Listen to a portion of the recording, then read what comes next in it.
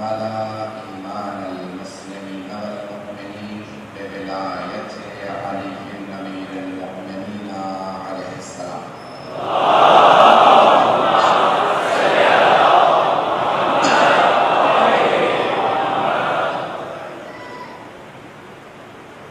والصلاة والسلام والتحية والإكرام على أفضل الموجودات العبد المؤيد والرسول المسدد المصطفى الأمجد المحمود الأحمد أعني أبا القاسم محمد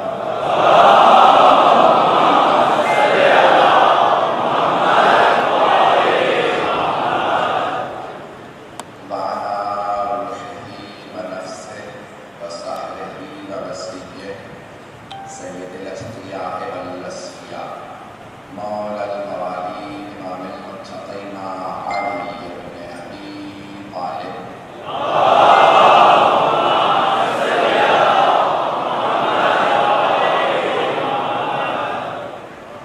وعلى أوصيائه لا سيما بقية الله في الذي روحي وأرواح العالمين لتراب مقدمه الفداء واللعنة الدائمة على أعدائهم أجمعين من الآن إلى قيام يوم الدين.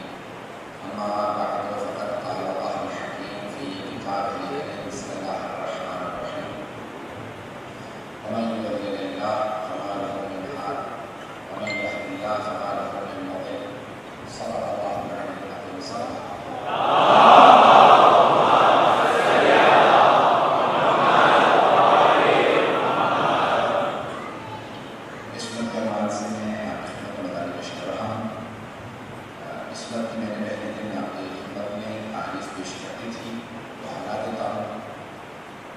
عصمت یعنی اسیان گناہ معصیت نافرمانی خدائی اور خطا سے بچنے کا نام عصمت ہے.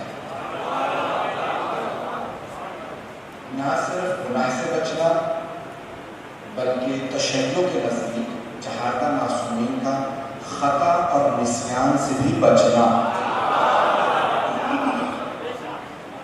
صرف گناہ سے نہیں، کیونکہ صرف گناہ سے بچنے کا نام ہے عدالت.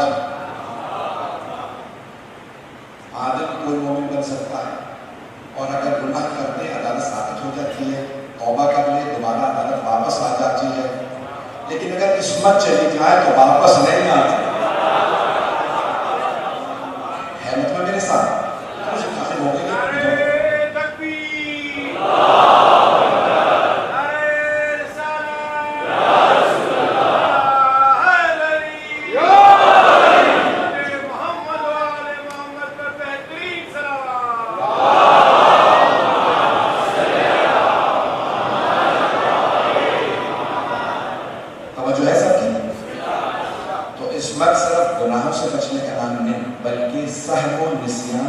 صاحب کہتے ہیں غلطی کو، نسیان بھول جانا. تو معصوم سے صرف یہ نہیں کہ گناہ نہیں ہوتا بلکہ بھول چوک پہ بھی ہوتی. چلیے گا سب نہیں، سب ساتھ چلیں گے. یہ نہیں کہ صرف گناہ نہیں ہوتا، جن سے گناہ نہیں نہ ہوتا وہ ہے جناب سلمان. وہ ہیں ایسی ہستیاں جن سے گناہ نہیں ہوتا، لیکن معصومین وہ ہیں جن سے سہو و نسیان بھی نہیں ہوتا، بھول چوک بھی نہیں ہوتی. نہ بھولتے ہیں نہ چوکتے ہیں. جب نبی نام سے ہشام بن الملک بادشاہ کا خلیفہ تھا جو بھی کہتے ہیں، تو اس نے کہا کہ امام اس وقت بہت بزرگ ہو گئے تھے، تو چھٹے امام کے ساتھ اس نے کہا بھی آپ آئیں، پوری دنیا کے بہترین تیر اندازوں کو بلایا ہے. اچھا شیعہ آپ کو پتا ہے کہ ایک بھی ہو کہیں پہ تو بہت تیزی سے بڑھنے لگتے ہیں. اچھا جب شیعہ سے شیعہ بڑھنے لگتے ہیں، سوچے گا کہ امام ہو. مدینے میں تشیع بہت تیزی سے پھیل رہا تھا، تو اس نے کہا یہ بوڑھے ہو چکے ہیں، سفید ریش ہے، سر کے بال سفید ہے، تو میں امام کو تیر اندازوں کے مقابلے میں بلا لیتا ہوں. جب تیر اندازوں کے مقابلے میں بلاؤں گا، کوئی تو جو بڑے بڑے تیر انداز یہ بزرگ ہو چکے ہیں، ان سے تیر کہاں نشانے میں بچے گا. انگریزی میں کہا جاتا ہے ٹارگیٹ بولز آئی، یعنی بہت بڑا نشان ہوتا ہے، اس میں ایسا جو بالکل وسط میں ہو اسے کہا جاتا ہے ہدف. پہنچ رہے ہیں، اسے کہا جاتا ہے ہدف. اب جتنا دور ہو اتنا ہدف سے دور تھا. جو ہدف سے چوک جائے اسے کہتے ہیں خطا. اب امام نے شیعوں سے کہا تھا معصوم ہونا شرط ہے امامت کے لیے. امام وہ ہے جس سے گناہ تو دور کی بات خطا بھی نہ ہو، خطا بھی نہ ہو. تو ہشام بن عبد الملک نے کہا کہ بلاؤ اپنے امام کو، تو چھوٹے امام ساتھ چلے. آگے پانچویں امام کہا کہ فرزند رسول سب تیر کمانیں سامنے پڑی ہیں، سب نشانہ لگا رہے ہیں، ہدف بہت دور تھا، محل بڑا تھا. کہا آپ بھی ذرا تیر چلا کے دیکھیں ہدف کے قریب جاتا ہے یا نہیں. مولا نے کہا میں بوڑھا ہو چکا ہوں، مجھے باز رکھ. وہ اور اوور کانفیڈنٹ ہو گئے، شاید یہ بچنا چاہ رہے ہیں. امام نے کہا نہیں، کیونکہ امام جانتے ہیں یہ امتحان لینا چاہ رہا ہے، میں اسے امتحان کیوں دوں؟ اہل غیروں کو امتحان نہیں دیا جاتا.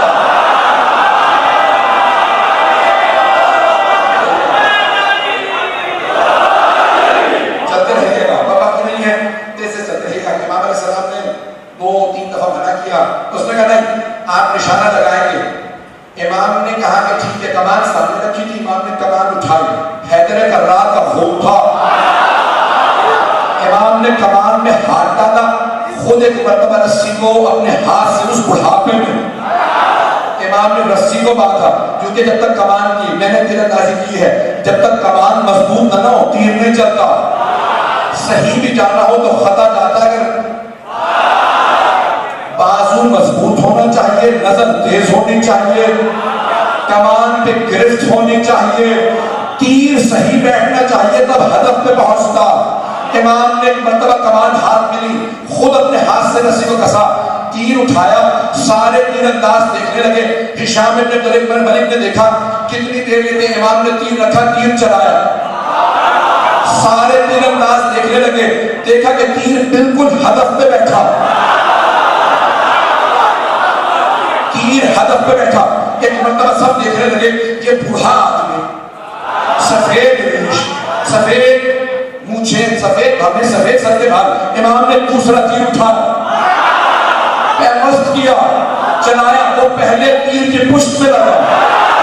امام نے تیسرا تیر اٹھایا، چلایا، وہ دوسرے تیر کی پشت میں لگا. امام نے 9 تیر چلائے، ایک کے بعد ایک پشت میں لگتے رہے. ہشام کھڑا ہوا کہ فرزند رسول معاف کر دے.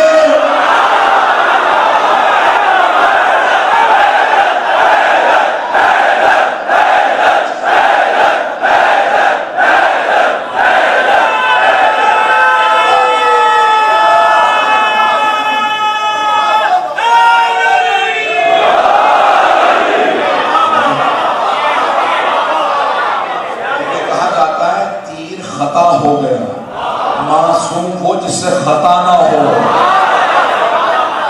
امام نے کمان کو رکھا. جب ہشام نے معافی مانگی نا، فرزند رسول آج آپ جلال میں ہیں، 9 تیر ایک کی پشت میں دوسرا. امام نے کہا دوبارہ ہمیں نہ آزمانا. کربلا سے درس لے لینا چاہیے تھا، نہیں پہنچے. میں کربلا سے سیکھ لیتے. آل محمد سے جنگ نہ کرو، ان سے مقابلہ نہ کرو. کربلا گواہ ہے، شیعوں کا بچہ بھی بھاگا نہیں.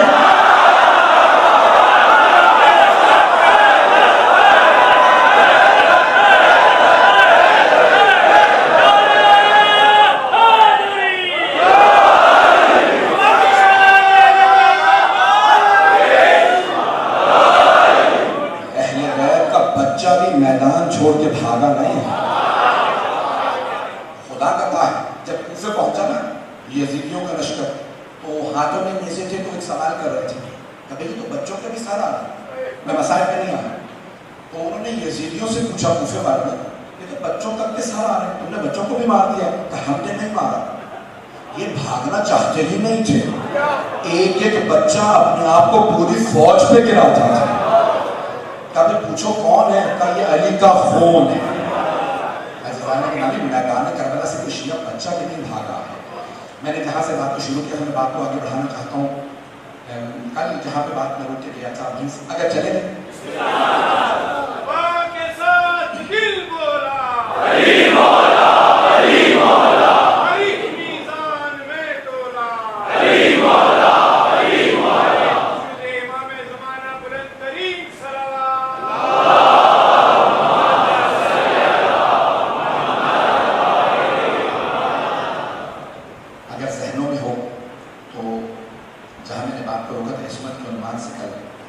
شیطان نے ایک مرتبہ انکار کر دیا سجدے سے, اور اللہ نے کہا کہ بھائی جا قیامت تک تجھ پہ لعنت ہے.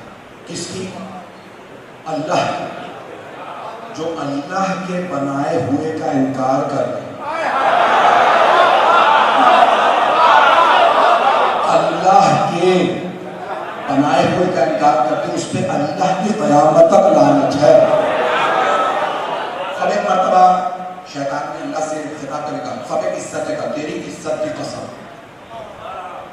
بھائی نبی اللہ نے لعنت بھیجی ہے, اس کے باوجود بھی کہہ رہا ہے اللہ سے تیری عزت کی قسم, فبک عزت کا, تیری عزت کی قسم. لَأَغْوَيَنَّهُمْ أَجْمَعِينَ, میں ان آدم کے یعنی انسانوں کے تمام افراد کو گمراہ کروں گا, اغوا کروں گا, راستے سے ہٹاؤں گا. إِلَّا عِبَادَكَ, سوائے تیرے بندوں کے, منہم المخلصین, ان میں سے بھی وہ جو مخلص ہیں. مخلص نہیں,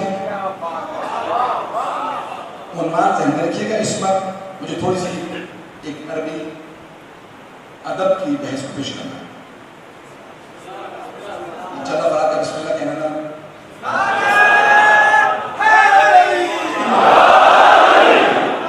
سارے لوگ سب افراد سنیں گے.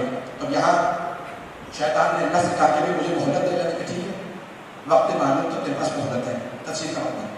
تب ایک مرتبہ اس نے کہا فبک عزت کا, لَأُغْوِيَنَّهُمْ أَجْمَعِينَ, میں سب انسانوں کو گمراہ کروں گا. إِلَّا عِبَادَكَ, سوائے تیرے بندوں کے. عباد ہے جمع عبد کی. آپ جب تشہد پڑھتے ہیں نا تو کہتے ہیں وَأَشْهَدُ أَنَّ مُحَمَّدًا عَبْدُهُ وَرَسُولُهُ. عبد تو یعنی محمد جیسوں کی. اس نے قسم کھا کے کہا میں عبد عباد الا عبادک, تیرے بندوں کو گمراہ نہیں کروں گا. کرے گا نہیں یا کر نہیں سکے گا. کچھ لوگ پہنچ گئے تو یعنی وہ جانتا ہے کہ ان پہ میرا بس نہیں چلے گا. الا عبادک منہم المخلصین, منہم المخلصین. غور سے سنیے گا, ایک ہے لفظ فاعل, دوسرا ہے مفعول. قاتل مقتول, قاتل قتل کرنے والا, مقتول قتل ہونے والا.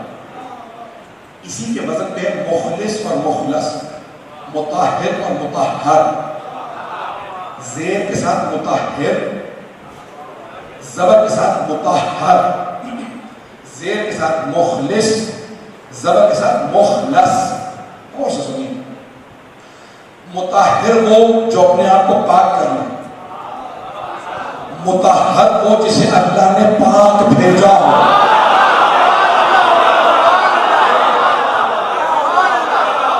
سارا مجمع نہیں. آئے ذرا واپس آ جائے سورہ واقعہ. اللہ کہہ رہا ہے لا یمسہ, کوئی مس نہیں کرے گا قرآن کو, الا المطہرون. مطہرون کسی نے مسلمان نے نہیں پڑھا, سب نے پڑھا مطہرون. کوئی مس نہیں کرے گا قرآن کو سوائے ان کے جو مطہر ہیں. وضاحت کر دیتا ہوں. مطہر وہ جو اپنے آپ کو پاک کر لے. میں نے وضو کر رکھا, میں نے اپنے آپ کو پاک کر لیا. سارے مسلمان کہتے ہیں قرآن کی لکھائی کو تب تک نہیں چھو سکتے جب تک پاک نہ ہو, غسل یا وضو سے نہ ہو. بغیر وضو کی جلد پکڑ سکتے ہیں, لکھائی نہیں. کیوں؟ یہ قرآن پاک ہے, اسے چھونے کے لیے پاک ہونا شرط ہے. توجہ، لا یمسہ الا المطہرون، اس قرآن کو کوئی مس نہیں کر سکتا جب تک کہ پاک نہ ہو. یہ قرآن کتاب ہے، میراث ہے، اسے کوئی مس نہیں کر سکتا جب تک کہ پاک نہ ہو. اہل بیت وارث ہیں. اب سمجھ میں آیا شجروں کا پاک ہونا، نسلوں کا پاک ہونا.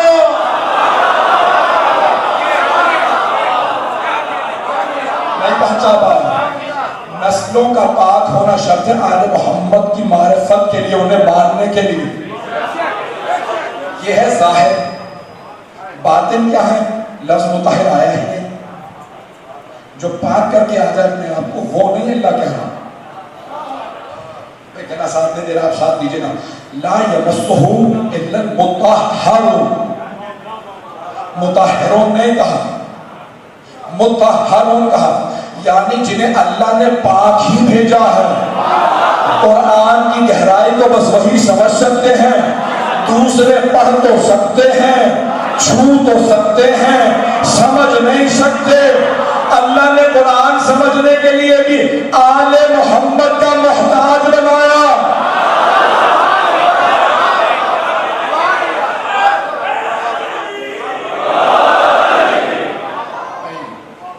جنہیں اللہ نے پاک بنایا. اب آیت تطہیر صرف پیش کر دو.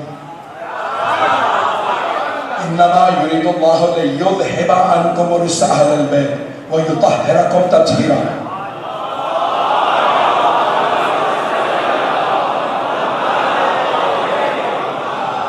بات پہنچ رہی ہے بھائی؟ وقت میں بھی دیکھ رہا ہوں تھوڑا سا، میں وقت کی تاخیر سے شروع ہوئی، تھوڑا وقت زیادہ لوں گا. چلیں گے؟ میں مکمل نہیں کر سکتا، کسی نتیجے میں نہیں پہنچا سکوں، اس لیے وقت دے رہا ہوں. اگر آپ سننا چاہتے ہیں تو ساتھ دیجیے گا. اب آپ حضرات سن رہے ہیں تو میں پیش کر رہا ہوں. قرآن کہہ رہا ہے کہ اللہ خود فرما رہا ہے قرآن کریم میں، کوئی قرآن کو مس نہیں کر سکتا جب تک کہ مطہر نہ ہو. دو لفظ ہیں عربی کے، ایک ہے لمس اور ایک ہے مس. لمس اور مس. لمس ہے ظاہری چھونا، مس ہے باطنی طور پہ چھونا. آپ نے اپنے بچوں کو سکھایا علم کو مس کرائے ہو؟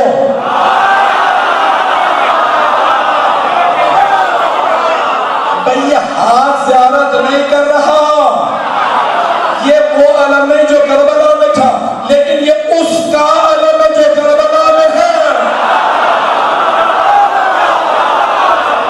اب آپ لمس نہیں کر رہے، مس کر رہے ہیں. دل عباس کے ساتھ ہے.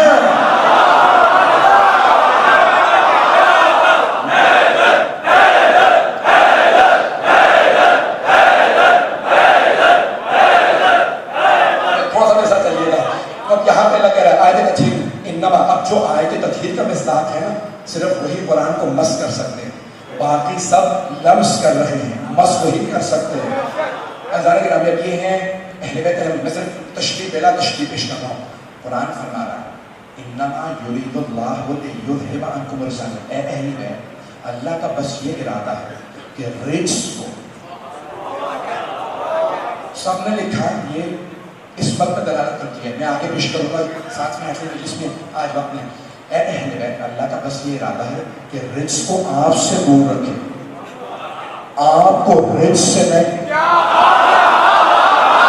کچھ پہنچ گیا جو نہیں پہنچے گا انگلی پکڑ کے پہنچانا جانتا ہوں. اللہ نے یہ نہیں فرمایا اے اہل بیت اللہ آپ کو رجس سے دور رکھے گا. اللہ نے فرمایا اے اہل بیت اللہ رجس کو آپ سے دور رکھے گا. اگر اللہ فرماتا اے اہل بیت اللہ رجس کو آپ سے دور رکھے گا تو مفہوم یہ نکلتا اہل بیت جانے کی کوشش کریں گے معاذ اللہ رجس کے پاس، اللہ دور رکھے گا. لیکن اللہ نے فرمایا نہیں، اے اہل بیت رجس آنے کی کوشش کرے گا میں دور رکھوں گا. رجس، رے، جیم، سین،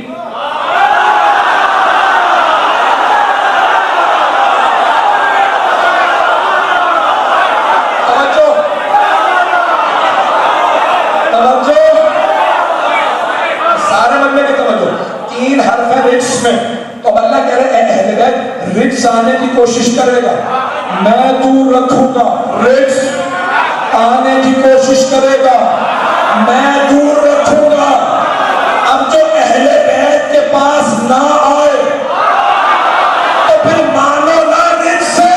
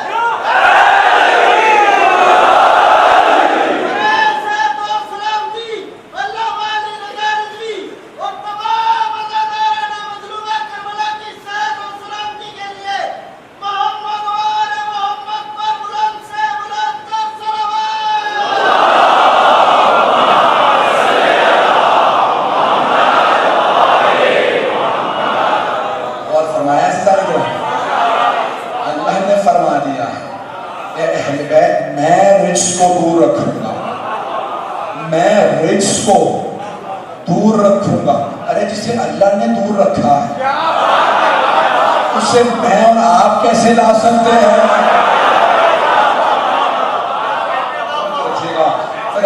یہاں پہ اللہ فرمان، یہ بھی آیت قسمت پہ دلالت رکھتی ہے۔ اللہ عبادک منہم المخلصین، شیطان کہہ رہا ہے پروردگار سب کو گمراہ کروں گا سوائے تیرے بندوں کے، ان میں سے بھی جو مخلص ہیں۔ ایک ہے مخلص، جیسے آپ ہم لوگ سب کے سب کوشش کرتے ہیں اپنے اخلاص پیدا ہو جائے، خلوص سے مجلس میں آئیں، خلوص سے تبرک بانٹیں، خلوص سے سبیل لگائیں۔ ہمارے لوگ ہیں یا نہیں ہیں؟ جو خادم ہے وہ خلوص سے نیت کرتا ہے پروردگارہ تیرے حسین کی خاطر جوتے اٹھا رہا ہوں، اسے کہتے ہیں خلوص۔ جو مخلص بننے کی کوشش کرے وہ کہلاتا ہے مخلص، کوشش کرنا۔ جسے اللہ بنا کے بھیجے وہ ہے مخلص۔ شیطان کہہ رہا پروردگارہ مخلصوں کو نہیں، مخلص کو۔ توجہ میرے ساتھ، کچھ نہیں ہوا اس طرح، کچھ نہیں ہوگا، حسین کی مجلس ہے۔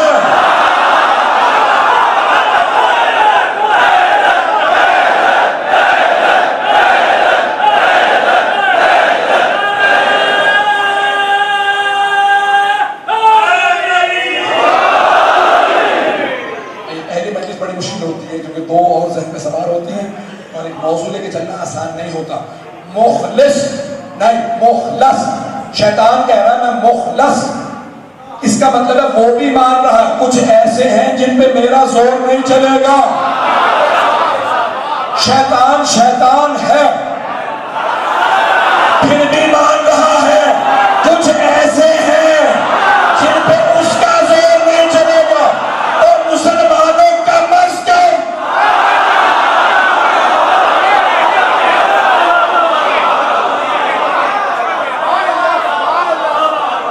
کم اتنا تو عقیدہ رکھ لو کہ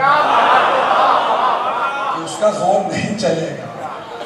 عزیزان گرامی، رسول عصمت، ہم انبیاء علیہ السلام کے رحمہ اہل بیت کی عصمت قائل ہیں۔ میں ابھی صرف عصمت کے موضوع کو مطلقاً چلا رہا ہوں، آگے خاص دلیلیں پیش کروں گا خود اہل بیت پہ، پیغمبر پہ اور اہل بیت علیہ السلام۔ میں نے پہلے کہا نا ہمارا فریضہ ہے، کوئی بھی اگر بات کرے گا جواب دینا ہمارا فریضہ ہے، کیونکہ ہم اہل بیت کے ماننے والے ہیں۔ ایک آخری جملہ پیش کر رہا ہوں آج کی مجلس کا، اس کے بعد مسائل پہ آ جاؤں گا، سنیں گے؟ اعزان گرامی، بہت سے لوگوں نے کوشش یہ کی کہ پیغمبر اسلام پہ الزام لگا، اور شیعوں کہتے ہیں سر کہ بھئی تم لوگ علی کو بڑھا دیتے ہو، نبی کو گھٹا دیتے ہو۔ اور سے سنیں گے جملہ، اسی پہ تمام مجلس۔ اگر آج کل یہ جملہ میرا پہنچ گیا میری اس میں بڑی محنت ہے، کوشش ہے، تو میں سمجھتا ہوں آج کی مجلس ہو، آج کی مجلس کا میری طرف سے آپ کے لیے تبرک ہے۔ ہمارے بہت سے مسلمان بھائی کہتے ہیں، وہ کہتے ہیں شیعو تم علی کو بڑھا دیتے ہو، نبی کو کم کر دیتے ہو۔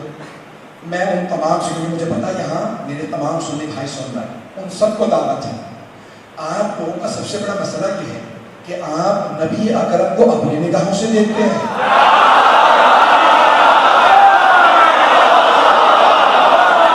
اور علی کو ہماری نگاہوں سے دیکھتے ہیں۔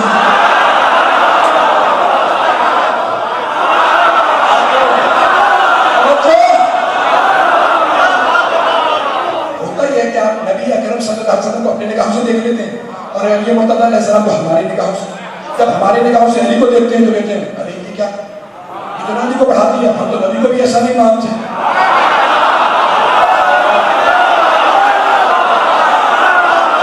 ہم آپ کو دعوت دے رہے ہیں، آپ نبی کو بھی ہماری نگاہوں سے دیکھیں، علی کو بھی ہماری نگاہوں سے۔ نہیں پہنچا سکے، وہ دیکھتے ہیں نبی کو اپنی نگاہوں سے، تو کبھی کوئی صحابی ابا کھینچتا نظر آ رہا ہے۔ مجھے آج تک آپ کی نبوت پہ اتنا شک نہیں ہوا جتنا آج ہوا۔ یہ فیصلہ کیوں کیا؟ ہر طرح کا آدمی ٹوکتا نظر آتا ہے، لیکن اگر ہماری نگاہوں سے دیکھیں تو علی کے حفظ نظر آئیں گے۔ میں پیغمبر کے پیچھے ایسے چلتا تھا جیسے اونٹنی کا بچہ ماں کے پیچھے۔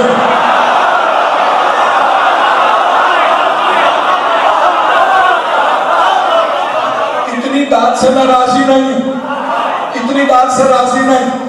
جناب امیر فرماتے ہیں میں پیغمبر کے پیچھے ایسے چلتا تھا جیسے اونٹنی کا بچہ ماں کے پیچھے۔ معصوم جب کوئی مثال دے تو حکمت ہوتی ہے۔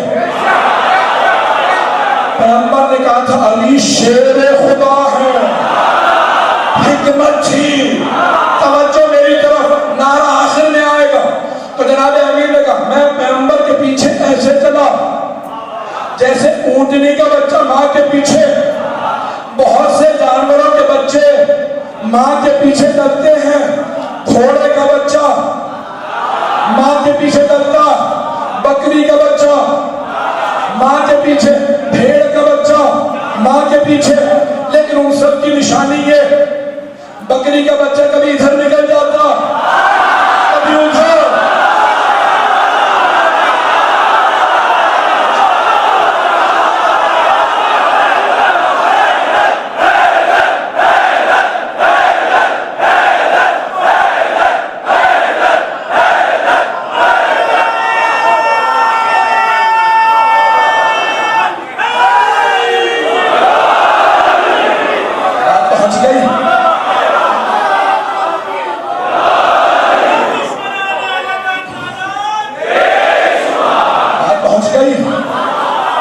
گھوڑے کے بچے کی نشانی جانتے ہیں؟ کبھی ماں سے آگے چلا جاتا ہے، میں الفاظ بدل دیتا ہوں، کبھی ماں پہ بھی تجاوز کر جاتا ہے، کبھی بہت پیچھے رہ جاتا ہے۔ اونٹنی کے بچے کی خصوصیت یہ ہے وہ ماں کے قدم پہ قدم رکھ کے چلتا ہے۔ مولا سمجھا رہے ہیں اوروں سے میرا مقابلہ نہ کرنا، وہ کبھی پیغمبر سے آگے، کبھی پیغمبر سے پیچھے، کبھی دائیں، کبھی بائیں، علی علی ہے۔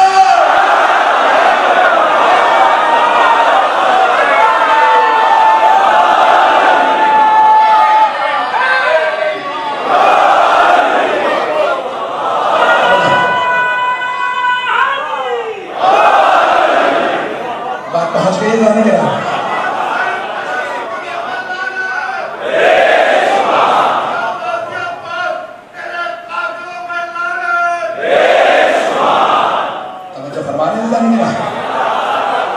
آل محمد سے کسی کا کوئی مقابلہ ہی نہیں ہے۔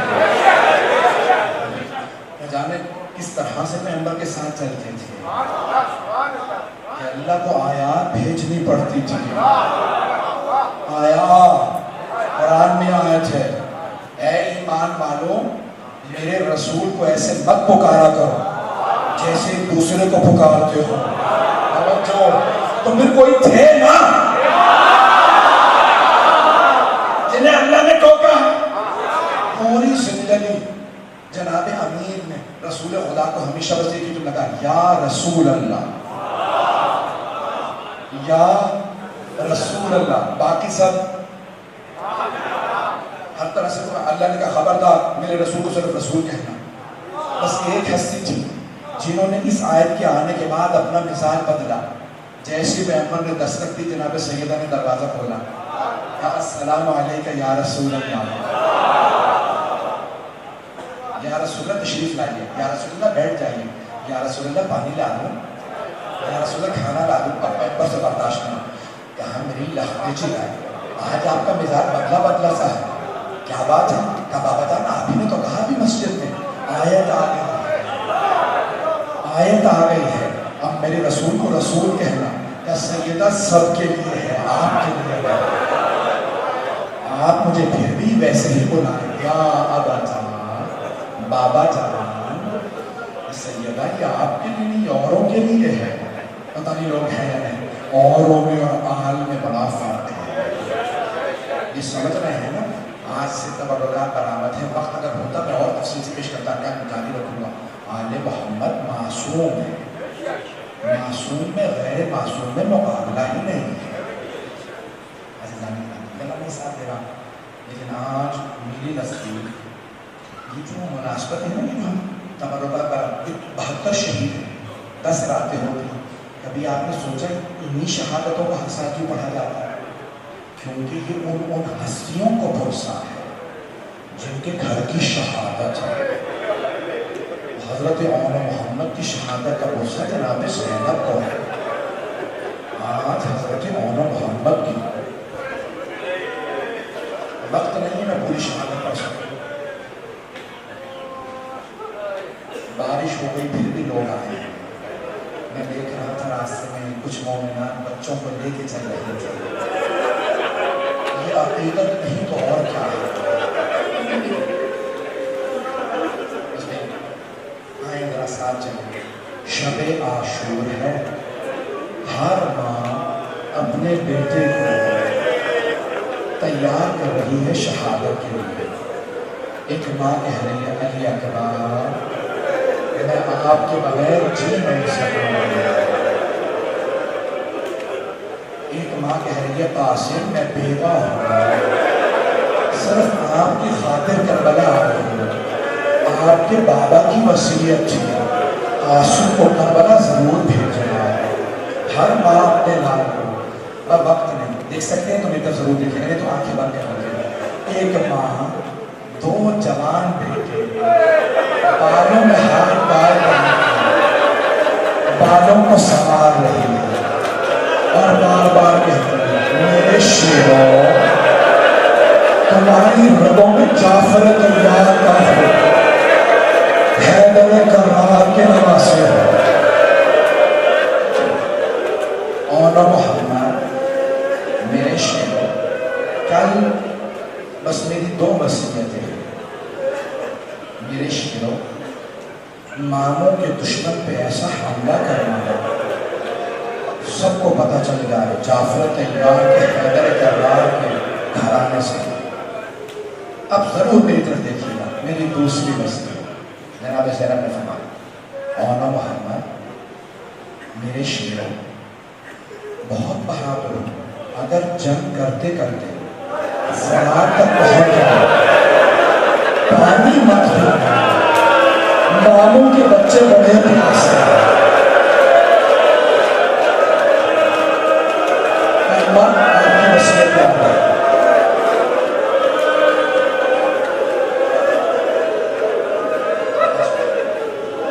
اماں آپ کی وصیت یاد رہے۔ ایک مرتبہ صبح عاشور ہوئی، جناب زینب نے پوچھا مولا محمد میرے لال آپ دونوں ابھی تک گئے نہیں؟ کہا اماں ہم جب بھی ماموں کے پاس جاتے ہیں وہ اجازت ہی نہیں دیتے۔ اب جناب زینب نے کہا ذرا عباس کو بلاؤ، عباس حسین سے کہو میرے حق کا واسطہ میرے بیٹوں کو اجازت دے. مولا حسین آئے. کہا بہن کیا بات ہے؟ کہا بھیا میرے دونوں بیٹوں کو اجازت دے دیجیے. جناب سید الشہداء نے فرمایا زینب شاید عبداللہ ابن جعفر طیار راضی نہ ہو. جناب زینب نے فرمایا کہا نہیں بھیا عبداللہ نے خود مجھ سے کہا تھا زینب اگر جنگ کی نوبت آئی تو علی اکبر سے پہلے ہمارے بیٹوں کو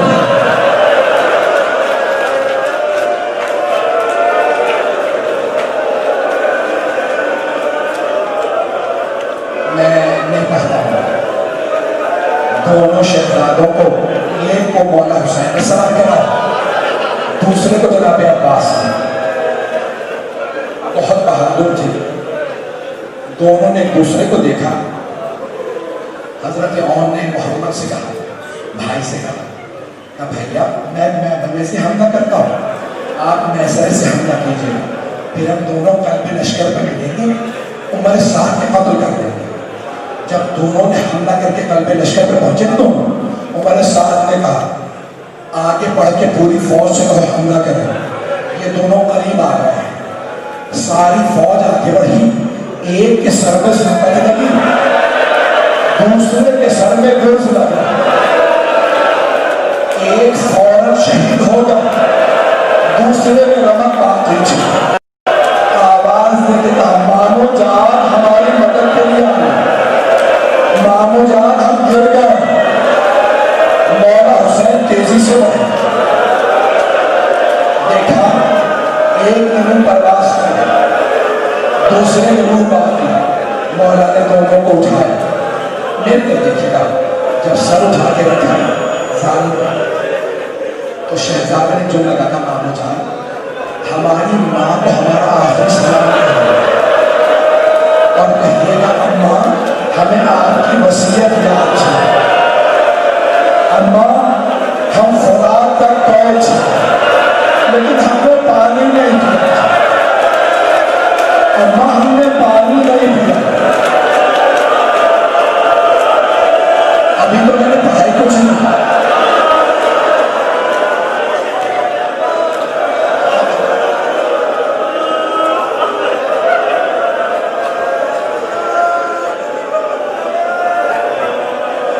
سنیں بس میں جناب سید الشہداء دونوں لاشیں. جناب سید الشہداء نے کہا فضا زینب کہاں؟ ہر لاشیں پہ سب سے پہلے جناب زینب آ گئی. اور محمد کے لاشوں پہ نہیں آئی.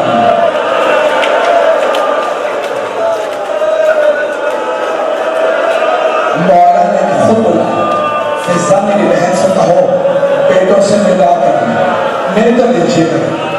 جناب زینب آئی بھائی کے کہنے گے, دونوں کے لاشوں کے درمیان میں بیٹھے, آنکھیں بند کی, دونوں کے سینوں پہ ہاتھ رکھے. اولو محمد مجھے بتاؤ میں حسین پہ کسے قربان کروں, میرا بھائی اکیلا رہ گیا.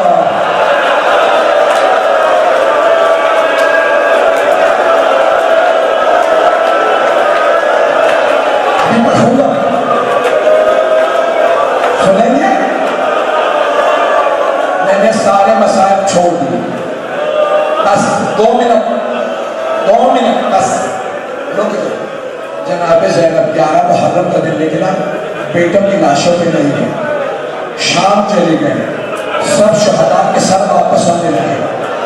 بیوی نے بیٹوں کے سر نہیں لیے, چہلوں کے کربلا واپس آئے, ہر قبر پہ گئے, بیٹوں کی قبروں پہ گئے. مدینے واپس آ گئے, نانا کے روضے پہ گئے, سب کے مسائل پڑھے, بیٹوں کے مسائل نہیں پڑھے. ماں کی قبر پہ گئے, بیٹوں کا کوئی شکوہ نہیں کیا. بھائی کے گھر گئے, بیٹوں کا تذکرہ نہیں کیا. اب جناب عبداللہ نے بلا دیکھا, سید سردار پھوپھی سے کہیں گھر واپس آ جا. وہ ماں ہر جگہ صبر کرتی رہی. جیسے ہی بیوی نے برقع سر پہ رکھا, بیوی کا کلیجہ منہ کو آنے لگا, ٹانگیں لرزنے لگی, اٹھی, گھر گئی. گھر میں 2 جان نمازیں بچھی تھی, اٹھا کے سینے سے لگا, رونے لگی. اے محمد, میرا جی نہیں لگتا, مجھے کوئی لے دو, میں جینا نہیں چاہتی.